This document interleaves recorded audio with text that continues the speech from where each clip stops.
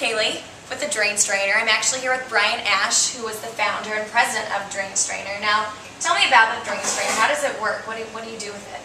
Alright, well what the Drain Strainer is it's got a catch tray where when the water comes in, it will catch all the food debris and allow the water to go ahead and filter out, but yet you catch all the food so it doesn't clog up your pipes. Feeds it. I mean, how did you come up with the idea? I've owned an Italian restaurant for 15 years, and when we first opened, we kept having a problem with when we would boil our pastas and drain them in our sinks, the noodles would end up going down and clogging up our grease trap. Instead of having to get it cleaned out all the time, I looked over at my dish machine one day and I saw the catch tray underneath it. So you catch all the stuff that goes down, keeps the pipes from getting clogged out, and I'm like, I want one of those in between my sinks and my grease trap, and that'll catch all the noodles that'll keep it from getting clogged up. So how did the first one get built? Well, I had my handyman take some spare parts from a dish machine and build one of those. And when I was done, I joked to myself that someone could make $1 million selling these because this is the greatest thing I've ever seen. We never had any other problems after that. And once I decided to get out of the restaurant business, I decided to revisit the idea, and that's how the Drain Strainer was born. But then you found out that there was more than one way to use it?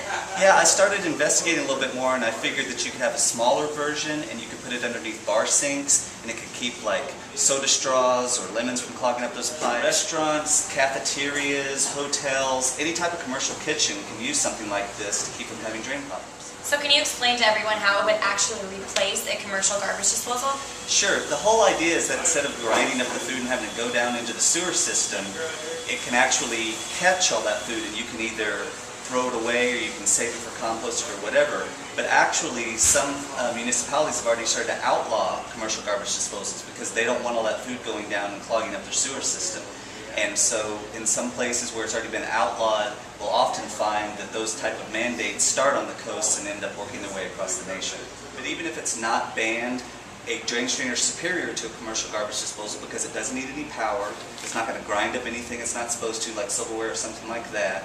And so I think it's a much more effective, economical solution than a commercial garbage disposal. So how is a drain strainer different from other solutions? Well, what I like about the drain strainer is there's methods that will screen from inside the sinks, and those will work really great on stopping the food, but unfortunately they also stop the water. And so the sinks don't drain, the staff ends up getting frustrated, and they end up bypassing the system and you're right back where you started.